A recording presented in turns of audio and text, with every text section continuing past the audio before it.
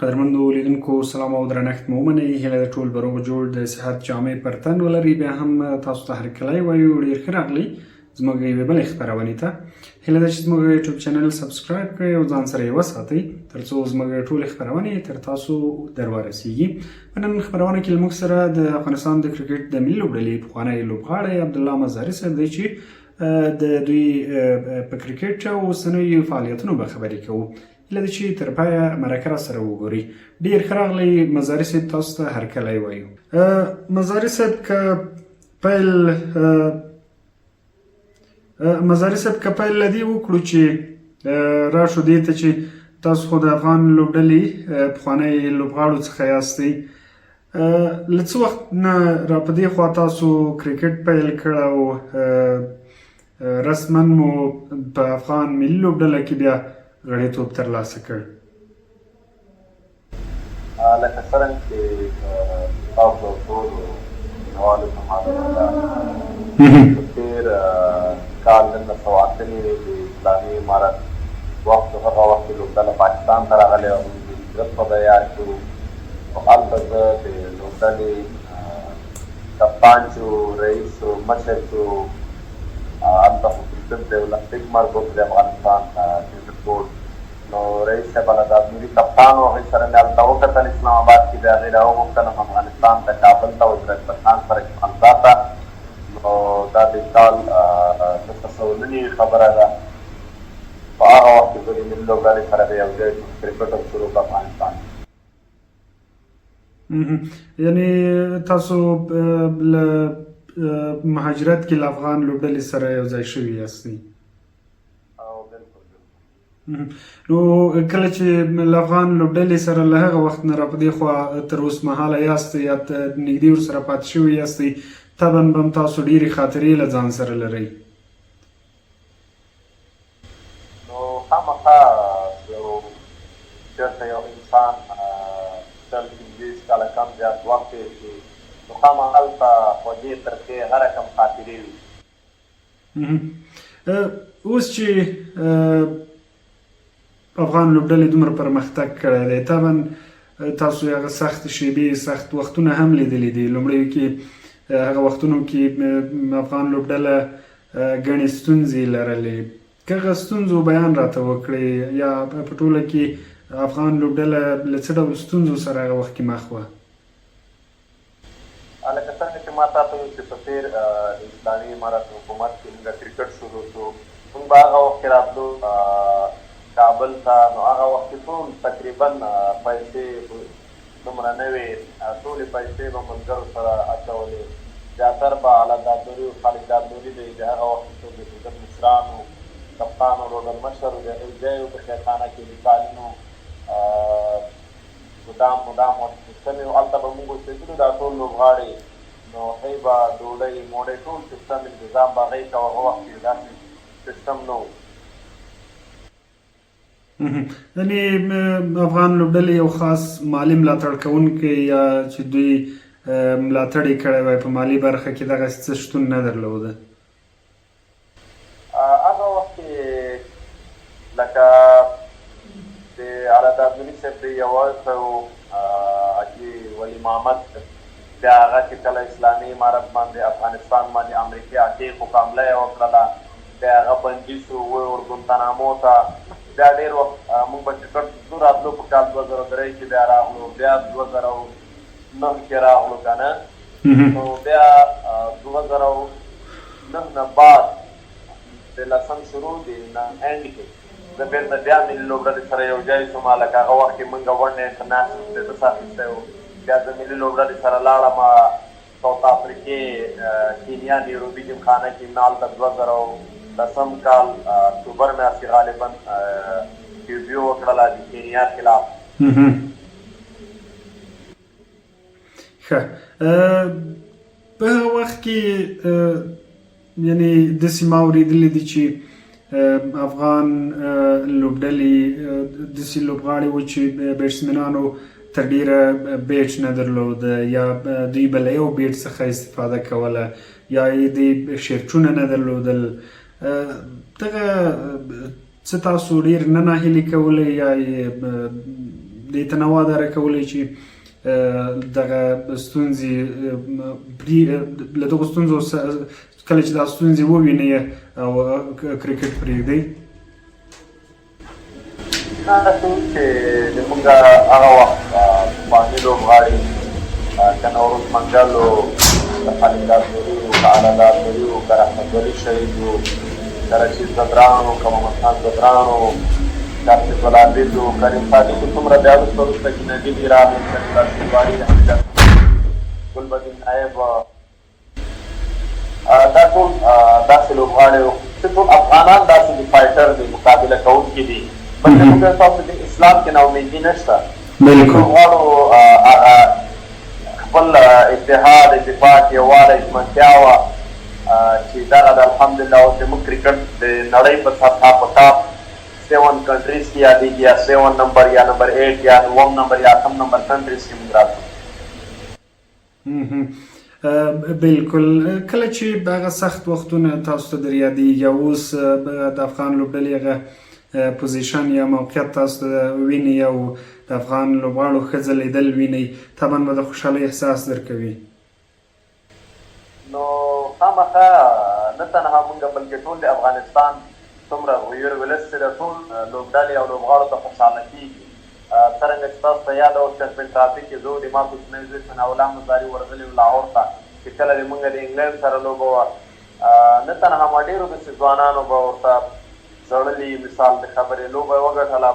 زړه په دې معنی نه ده چې موږ خدای مکړه کمزوري وو، خو د هغه د خوشحالۍ احساس خبره ورته کومه که نه. په لاهور قذافي سټېډیم کې مې چې ځان ته ورته ناست وم، زومدۍ بڼه مې وکتله، نو دا به موږ یو وخت کې سوچ کوو، د موږ به یو وخت کې ارمان دی چې داسې به راشي، موږ به پاکستان ته ماتې ورکوو، موږ به اسټرالیا ته ماتې ورکوو، موږ به نیوزیلینډ، ویسټ انډیز، د هندوستان، د دنیا داسې ډېر اوس هم ډېرو هېوادونو ته الحمدلله ماتې ورکړې. یو هندوستان پاتې د هغې نمبر ده چې هغې ته هم ماتې ورکړو. بالکل. نو په هغه وخت کې سره له دې چې تاسو یو لوبغاړی وئ او په لوبډله کې لوبېدئ، تر ډېره په لوبډله کې تکیه په چا کېدله، یا هغه لوبغاړي داسې څوک ول چې دوی ډېر ښه لوبېدل؟ هغه وخت کې موږ چې کله زه لوبډلې ته بېرته ډېر بعد راغلم، خپله کپتان هغه وخت کې نوروز منګل و، اوپنر بیټسمین و، ښه بیټینګ به یې کاوه، شهزاد محمدي و، اصغر افغان و، خالد داسوري و، کریم صادق و، سمیع الله شینواري و، ګلبدین نایب و، شاپور زدران و، ډېر لوبغاړي و. د بعضې نومونه به مې نه وي اخیستي چې هغې زړه ته څه ګیله ونه رسېږي. بالکل. دغه لوبغاړو سره اوس هم تاسو روابط لرئ یا اوس هم دومره نږدې ورسره پاتې یاست؟ تر ډېره ځکه تاسو د یو ټیم ملګري وئ او ملګرتیا هم وه، اوس هم له دوی سره همغه صمیمي اړیکې او پخوانۍ کوم څه چې مو لرل اوس یې هم لرئ؟ الحمدلله اوس هم لکه څرنګه چې تاسو ته معلومه ده دا 4 ډے فرست کلاس سیالۍ وه، په دې کې هم زه روزونکي په صفت باندې اسسټنټ یا بالینګ کوچ په حیث باندې د نوروز منګل سره وم، هغه د موږ مشر روزونکی و. اوس هم دلته چې موږ راغلي چندوز تواخان شلاوي د T20 جان د هیډ کوچ مشر مربي روزونکی نوروز منګل صاحب، د دوی سره بالینګ کوچ یم. داسې شهزاد، امیر حسن، خالد داد، عبدالګل کریم دی، ټولو سره موږ یو بل سره روابط لرو اوس هم. په هغه وخت کې تاسو ته تر ډېره نږدې کس څوک و، یا تر ډېره به تاسو له کوم لوبغاړي سره په اړیکه کې وئ او هلته به مو تر ډېره هغه د که نه که هر څوک چېرته وي، که په یو ښوونځي کې وي، که یو لوبډله کې واوسي، که په یو ټولګي کې واوسي، که هر ځای واوسي، طبعا ځینې ملګري ډېر انسان ته نږدې وي که نه. د هغه وخت په لوبډله کې څوک داسې ول چې تاسو تر ډېره نږدې ورسره پاتې وئ؟ اکثره به موږ ټول سره نږدې وو. هغه وخت کې موږ ټول یو کوټه کې را ټولېدلو، یا به د نوروز منګل کوټه کې کېناستلو، مطلب شهزاد به ګپ شپ لګاوه. هغه وخت کې مثال آبرا شو، شاپور زدران شو، اصغر افغان شو، نوروز منګل سره عموما د ما اکثره زیات رابطه وي. اوس لوبډلې ته په کتو او هغې پخوانۍ لوبډلې ته په کتو سره تاسو ته څه در یادېږي؟ یعنې هغه وخت طبعا ستونزې به وي او افغان لوبډله په دومره ښه موقف کې نه وه، اوس افغان لوبډله په ډېر ښه موقف کې ده. تاسو ته څه احساس درکوي؟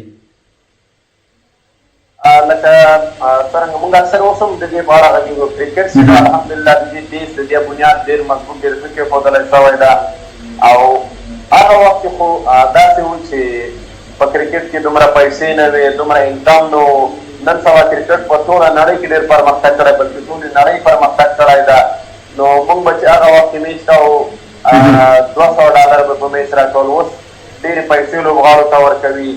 نو اوس د هغه وخت لوبډلې فرق دا ده چې جدید ډول کرکټ دا اوس ماشاءالله د موږ لوبغاړي که راشد خان وي، که مجید بدران وي، که عظمت عمرزی وي، که ګوربز وي، همدغه رنګې که نور احمد لکړوال وي.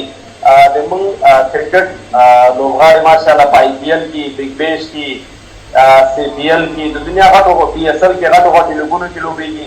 د موږ په وخت کې دومره لیګونه دومره زیات کرکټ نو. نن سبا جدید ډول کرکټ کې کرکټ ډېر تېز شوی ده، ډېر پرمختګ یې کړی. د مالي لحاظ نه، د هر لحاظ نه کرکټ اوس ډېر پرمختګ کړی. بالکل. لکه څنګه چې تاسو یادونه وکړه هغه وخت کې دومره پیسې نه وي او کرکټ کې بالخصوص افغان لوبغاړو ته دومره پیسې نه ورکول کېدلې. کله چې تر ډېره معنویت کې خو تاسو بالکل ډېر څه کړي، کله چې په مادیت کې یو څوک ډېر څه لاسته رانه وړي، یا دی تقویه نشي یا دی سپورټ نشي، نو طبعا انسان مایوسه کېږي. ځینې وخت داسې شوي چې د ډېر اقتصادي ستونزو له کبله تاسو سیالیو ته نه یاست تللي او په سیالیو کې مو ګډون نه وي کړی؟ ما ته داسې یاد نه شي کله هم د ما شخصي ژوند کې الحمدلله چې مطلب چېرته د لوبو ته مونږ نه یو تللي یا د پاتې شوي. بالکل. اوس مهال تاسو له افغان لوبډلې یا له کرکټ څخه تقاعد اخیستی دی، څومره درته سخته و دغه تقاعد اخیستل افغان لوبډلې او بیا له کرکټ سره مخه ښه کول؟ لکه څنګه چې تاسو ټولو نړیوالو ته معلومه ده، یو ځای کې چې سړی 40-50 کاله تېر کړي، د هغه ځای پرېښودل ستونزمن وي، سخت وي. خو اخر هم دغه ټولو دپاره دغه یو لاره یو مسیر دی، ورځنی پرېږدي. ما په 2020 کال کې استعفا وړاندې کړله، نو هغه وخت ما ته ډېره سخته وه. بالکل طبعا به سخته وه. بیا داسې د راګرځېدلو موقع تاسو ته که پیدا شي یا هم څوک تاسو ته وړاندیز وکړي چې بیرته راوګرځئ کرکټ ته، آیا امکان به ولري؟ نه، ولې چې موږ د افغانستان کرکټ ماشاءالله د سپین بالینګ نه ډېر غني ده.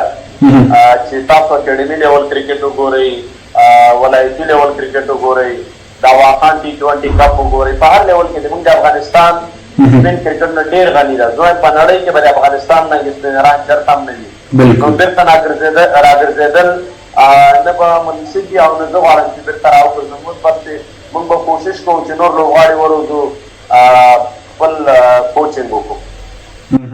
بالکل. له کرکټ څخه له کرکټ لوبو څخه له استعفا وروسته تاسو له کرکټ بورډ سره په رسمي ډول نورې کومې دندې ترسره کړې دي؟ څرنګه چې ما استعفا ورکړله په کال 2020 کې بیا دوباره ما نو بېرته بیا د فتح راتګ سره چې کله اسلامي امارت افغانستان کې حاکم شو، زه راغلم کال 2021 کې 15 اګست افغانستان کابل ته. د یو څو ورځې بعد د بېرته کرکټ بورډ د غوراوي کمیټې د سلیکشن کمیټې د غړي فایز باندې معرفي کړم. یو کال کم زیات مې د سلیکشن کمیټې د ممبر د غړي فایز باندې وظیفه ترسره کړله. بیا مې 11 میاشتې کرکټ بورډ د وظیفې نه لرې کړم، 11 میاشتې په وظیفه باندې نه وم. او بیا بېرته دوباره بیا راوستلم د یو مربي روزونکي په حیث باندې وظیفه مې بیا 11 میاشتې ترسره کړله. بیا مې استعفا ورکړله 11 میاشتې بعد. اوس بېرته بیا راګرځېدلی، نو اوس بېرته هغه د بالینګ کوچینګ په حیث باندې وظیفه ترسره کوم. لکه څنګه چې تاسو یادونه وکړه، تاسو د سلیکشن کمیټې د غړي په توګه هم کار کړی دی. ډیری وخت کله چې د افغان لوبډلې انتخاب کیږي یا سلیکټ کیږي، ورباندې نیوکې ډېرې وي. دغه انتخاب یا سلیکشن کمیټې غړیتوب څومره ستونزمن کار دی په دغسې یو هیواد کې لکه افغانستان چې ډېر مینوال لري کرکټ او یو لیونۍ مینه لري افغانان له کرکټ سره او له خپلو لوبغاړو او له خپلې لوبډلې سره. داسې ده عموما هر سړي ته د خپل کور محله وطن هیواد معلومیږي. تاسو ته د نورو نړۍ هیوادونه وګورئ، پاکستان وګورئ، هندوستان وګورئ، دنیا هر ګوټ کې کوم کنټري چې کرکټ کوي. سلیکشن په ټوله دنیا کې عموما اسانه نه ده، سخت کار ده. خو زه وایم چې سلیکشن ته یو لاره، یو مسیر، یو هدف، یو سیستم جوړي، هلته به بیا دومره ستونزمن نه وي. سلیکشن عموما پرفارمنس بیس باندې کېږي. یعنې کله یو لوبغاړی په وروستیو لوبو کې ښه لوبېدلی واوسي، هغه لوبو ته په کتو سره دی لوبډلې ته انتخابېږي. بلکل همدغسې ده. که یو څوک زموږ د افغانستان کرکټ خو تاسو ته معلومه ده چې د انټر کلب نه شروع کېږي. انټر کلب کې څوک ښې سیالۍ کوي، ټول ریکارډ یې ډیټابیس کې راځي، هغه بیا ګریډ 2 ولایتي سیالیو ته انتخابېږي. همدغه رنګې چې ګریډ 2 کې ښې سیالۍ کوي، ګریډ 1 ته انتخابېږي، چې ګریډ 1 کې ښې سیالۍ کوي بیا 3D ته انتخابېږي، درجنۍ سیالیو ته هغه کې ښې سیالۍ ترسره کوي، بیا 4D فرسټ کلاس ته انتخابېږي. بعضې لوبغاړي چې په ګریډ 1 500 اوریزه کې ښې سیالۍ ترسره کړي، سټرایک ریټ یې ښیي، بالینګ اکانومي یې ښیي، ایوریج یې ښیي، نو هغه بیا د اوس څرنګه تاسو ته معلومه ده واخان کپ ته ډېر لوبغاړي د ګریډ 1 نه انتخاب شوي. یعنې هغه لوبغاړي که دوی په کورني کرکټ کې هم ښه لوبېږي او هغه لوبغاړي چې دوی په ملي لوبډله کې دي او هلته هم ښه لوبېږي او ښه پرفارم کوي، له دغه دواړو کورني کرکټ او ملي لوبډله کې چې کوم لوبغاړي دي، یعنې له د دواړو نه که هر یو ښه لوبېږي هغه به په لوبډله کې پاتې کېږي. اصل کې دلته دوه خبرې دي، تاسو دوه خبرې وکړئ، یو ملي لوبډله ده، یو داخلي کرکټ ده. ملي لوبډلې ته چې څوک دي هغه د دې ټولو پړاوونو نه تېر شوي وي. موږ د ملي لوبډلې پرفارمر دلته داخلي کرکټ په نه پرفارم باندې نشو بار کولی چې یو سړی په ملي لوبډله کې سلیزه وي او دلته راځي خدای مکرم زونه کې د دې دا معنا نه چې هغه کمزوری شوی خراب ده، چې راغورځېدلی نه وي البته لوبغاړی د ملي لوبډلې نه. او که څوک په داخلي کرکټ کې ښه ځلېږي هغه الف لوبډلې ته یا 30 کلنو ته یا 19 کلنو ته لاره پیدا کوي، هلته به بیا دی لوبېږي چې هلته ښه وځلېږي بیا ملي لوبډلې ته ځي. او د ملي لوبډلې پرفارمنس د ملي لوبډلې او د داخلي کرکټ ترمنځ فرق دا ده چې یو سړی د ټولو پړاوونو نه تېرېږي هغه به ملي لوبډلې ته راځي. که ملي لوبډلې ته راځي د هغه نه مخکې د الف لوبډله 30 کلنو کې 19 کلنو کې غږیزه کې یا لکه اوس چې را روانې دي افغانستان پرمیر لیګ ته د ټولو پړاوونو نه تېر شوی بیا ملي لوبډلې ته ځي. بالکل. په اوسني وخت کې په اوسني شرایطو کې افغان لوبډلې ته په کتو او نړیوال کرکټ ته په کتو البته یوه لوبډله که تقویه کېږي تر ډېره باید کورنی کرکټ ښه وي. د افغانستان په کورنی کرکټ اوس مهال څنګه ارزوئ یا په کورنی کرکټ کې چې کومې سیالۍ ترسره کېږي څه ډول یې ارزوئ یا څه ډول ترسره کېږي؟ اوس خو څرنګه چې تاسو ته معلومه ده مخکې شپږیزې ته تاریخ یو څوک انتخابېدل، اوس دغه د واخان کپ ده چا چې په ګریډ 1 ولایتي کې ښې سیالۍ ترسره کړې د دې لپاره ښه اپرچونټي ده، ښه چانس ده. او څوک چې مثال د ملي لوبډلې نه راغورځېدلي بعضې لوبغاړي تاسو ویني، بعضې ایک کیټګري ډومیسټک قرارداد لوبغاړي یا د سپین بال قرارداد لرونکي لوبغاړي ټول دلته دا د انتخاب شوي دي. واخان جام کې څوک ښه ځلېږي هغه به شپږیزې ته انتخابېږي، شپږیزه کې چې ښه ځلېږي هغه به افغانستان لیګ ته یا نورو لوبډلو ته انتخابېږي. دغه یو لاره ده. یعنې یو لوبغاړی چې کله ملي لوبډلې ته رسېږي دغه ټول لوبې به ترسره کوي او په دغو سیالیو کې چې کوم پریشر وي هغه به دوی په ځان تېروي، له هغه وروسته به دی ملي لوبډلې ته لاره پیدا کوي. طبعا یو میدان ته یو د ډومیسټک لوبې دي، داخلي لوبو کې سړی لوبېږي میچور سي ایکسپیرینس سي که نه، څرنګه چې موږ او تاسو وایي چې رښتونولي تجربې ته محتاجه ده چې هغه تجربه ایکسپیرینس ترلاسه کړي چې تر ملي لوبډلې رسېږي دی به هلته بیا پریشر کې نه راځي، دلته نه به تیاره مدد فلټر شوی ورځي. په ملي لوبډله کې پاتې کېدل یا لوبېدل څومره تاثیر لري، څومره پریشر لري؟ طبعا لومړی وختونو کې به تاثیر ډېر وي.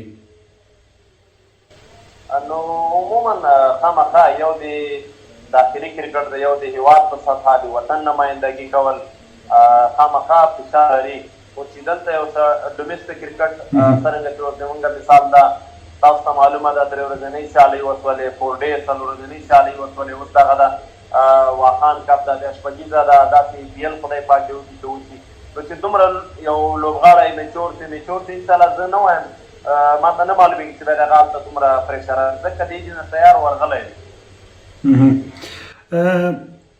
شپږیزه خو طبعا هر کال ترسره کیږي او ځینې نورې کورنۍ کرکټ سیالۍ د لیسټې او فرست کلاس او ځینې نورې سیالۍ د انټر کلب او ای پی ایل څو کلونه وړاندې یو پړاو ترسره شوی اوس یې تازه قرارداد لاسلیک شوی دی او تازه کرکټ بورډ خبر ورکړی دی چې ډېر ژر به دغه سیالۍ ترسره شي دغه د کورني کرکټ د تقویې او د لوبغاړو د هڅونې او ورسره څنګه د ملي لوبډلې د تقویې لپاره او په ملي لوبډلې لپاره د ښو مناسبو لوبغاړو د پیدا کولو لپاره څومره مهم ارزوي لکه څنګه چې تاسو ته معلومه ده په کال 2018 کې زموږ افغانستان پریمیر لیګ ای پی ایل ترسره شو دی تقریبا دا اوس نن شل یو دوه کاله بعد تقریبا دا ترسره کېږي شپږ کاله بعد لیګ ترسره نو دا د هر لحاظ نه هم زموږ لوبغاړو ته ښه ده خارجي لوبغاړو سره به ولوبېږي د راشد خان او د خپلو داخلي لوبغاړو سره به ولوبېږي د افغانستان لوبغاړو سره داسې د نورو خارجي لوبغاړو سره به ولوبېږي هم د کرکټ دپاره ښه ده هم د دوی د انکم یو ذریعه ګرځېږي ځکه ای پي ایل کې پیسې زیاتې دي دلته اوس مثال د خبرې زموږ 4 ډې فرست کلاس سیالۍ کې یو لوبه چې یو لوبغاړی کوي 15,000 افغانۍ ورکوي یو لوبغاړی لاس کم سے کم چې هغه لیګ ګروپ ته وړي 10,000 15,000 شل زره تر 1 لک ډالر هر لوبغاړی راوړي یعنی هم د تجربې له لحاظه لوبغاړو ته دا یو ښه زمینه ده او هم د اقتصادي پلوه د دوی د تقویې لپاره بالکل همدا خبره ده بالکل اوس چې تاسو یو روزونکی یاستئ د یوې لوبډلې روزنه او د لوبغاړو روزنه او کوچینګ او په لوبه کې د پریشر کنټرول د لوبډلې د خپلې لوبډلې دغه څومره سخت دی او څومره کار غواړي لکه څرنګه تاسو ته معلومه ده روزنه خو څو اړخونه لري یو داسې وي چې کله ته د ټیم زموږ د واخان T20 جام روان ده زه منګل صاحب همدغه رنګ یو بل کاري صاحب جمال کلامتري چې ورته کوڅ د کندوز ده هغه د موږ سره موږ هغه لوبغاړو ته دغه وایي چې کوم کرکټ تاسو کړی ده په کوم باندې تر دغه جره رسېدلي همدغسې کرکټ وکړئ یو داسې ده چې یو سړی په یو اکاډمي کې روزنه کوي یا مثال د خبرې موږ ته یا الف لوبډله یا مثال د خبرې د 19 کلن لوبډلې سره بیا موږ کیمپ ترسره کوو هلته بیا سړی ډېر څه ورته ښودلی شي ډېر څه زده کولی شي نو داسې یو ټورنمنټ په منځ کې زه څه ووایم چې ته به یو لوبغاړي ته داسې یو څه ور زده کړي چې هغه به اټومیټیکلي هغه شی اپلای کړی شي بعض یو نیم لوبغاړی به یې کوي لکه موږ سره لوبډله کې نجیب زدران ده ماشاءالله سمیع شینواري ده عصمت عالم ده داسې نور لوبغاړي دي په هره لوبډله کې داسې یو دوه لوبغاړي د ملي لوبډلې شته بالکل له تاسو بغیر ځینې پوسټونه زه ستاسو وینم یا ځینې ویډیوګانې وینم فکر کوم ستاسو زمن هم یا ستاسو اولادونه هم اوس کرکټ کوي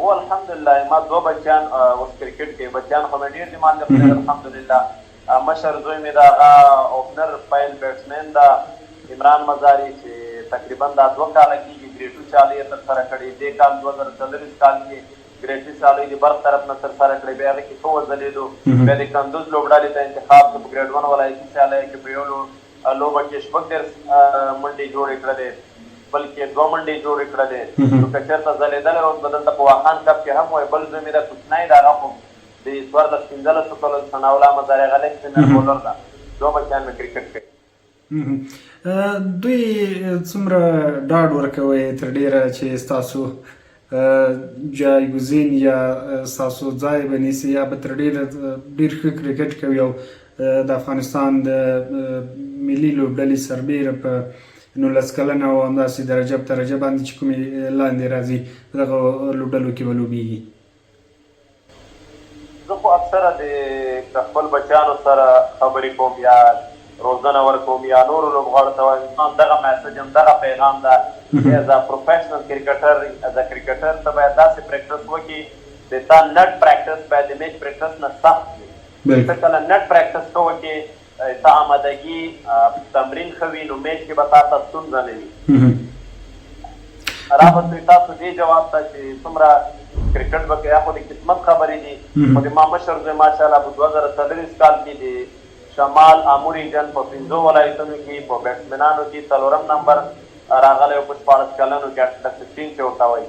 بیا د ټول افغانستان په 2023 کال کې چې زون په 7 کلن د 16 ډیجن کرکټ کېدو په هغه کې د 15 نمبر بیټسمن راغلی. بیا د هغه پرفارمنس په بنا باندې د ملي 19 کلنو کیمپ چې کله پکتیا کې هغه لوبډلې سل کسیزه کوم چې کیمپ لګېدلی هغه ته انتخاب کړو. خو متاسفانه چې هلته هغه رنګې پرفارمنس ونه کړو څرنګه چې ورته پکار و.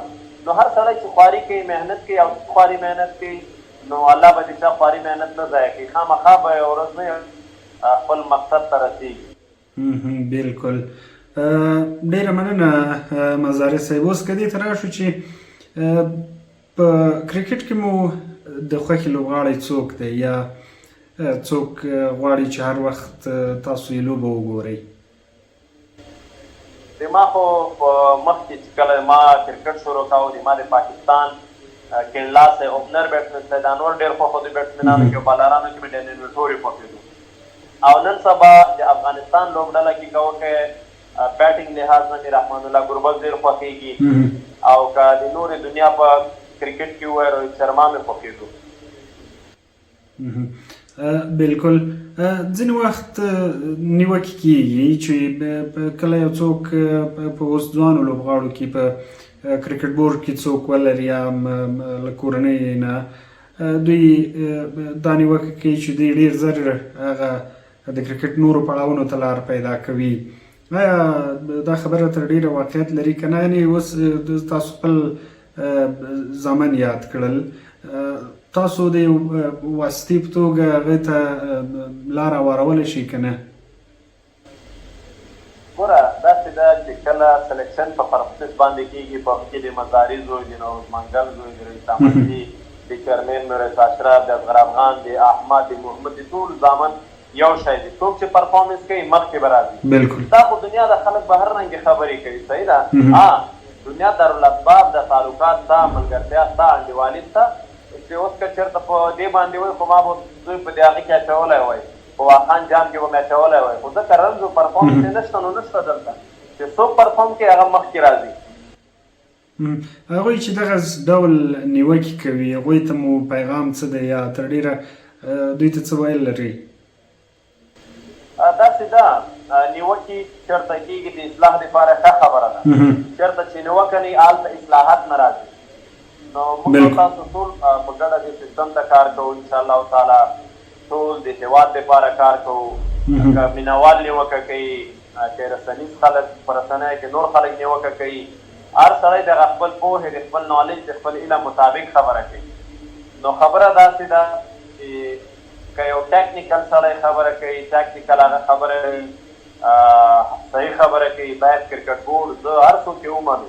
نیوکه د هر چا حق ده. مثال د خبرې خو سالمه نیوکه، روغه نیوکه، نه کنځه نه غلطې خبرې، نیوکې حق هر څوک لري. هر څوک خپل سوچ مطابق نیوکه کوي، د خپل پوهې مطابق نیوکه کوي. خو کنځه حق څوک نه لري چې یا ما ته یا احمد ته یا محمود ته کنځه. دغه غیر سالمې نیوکې یا داسې نیوکې چې هغه یوازې لوبغاړي تحقیروي او نور څه دوی ته نه رسوي، دغه لوبغاړو په روحیه تر کومه چې تاسو له لوبغاړو سره پاتې شوي یاست یا خپله په لوبډله کې وئ، د لوبغاړو په روحیه باندې څومره تاثیر لري؟ زه ګمان نه کوم چې دا د په لوبغاړو باندې اثر وکړي، ځکه د موږ اکثره لوبغاړي رسنۍ دومره نه کاروي چې کله دوی په رسمي لوبو کې. زه خو خپله بذات خود فیسبوک مسنجر دا مې ډیلیټ کړي نه کاروم، صرف ټویټر اکاونټ کاروم او دغه واتساپ لرم. زموږ ډېر لوبغاړي رسنۍ نه کاروي. یعنې دوی دغه نیوکې بې ځایه کوي یا تر لوبغاړو پورې نه رسېږي تر ډېره؟ عموما داسې ګوره ما خو مخکې تاسو ویل چې کومه نیوکه د اصلاح دپاره وي هغه که هر چېرته وي هغه قابل د قبول ده. نو دا خو هر سره د خپل پوهې مطابق خبره کوي. او داسې ده چې کله یو چېرته نیوکه نه وي هلته اصلاحات نه راځي. نیوکه هر څوک حق لري، هر افغان حق لري چې په مام نیوکه وکړي په بل یې موکي په بل یې موکي خو په جای باندې نیوکه نه کنځاوي سپکې سپوري. بالکل.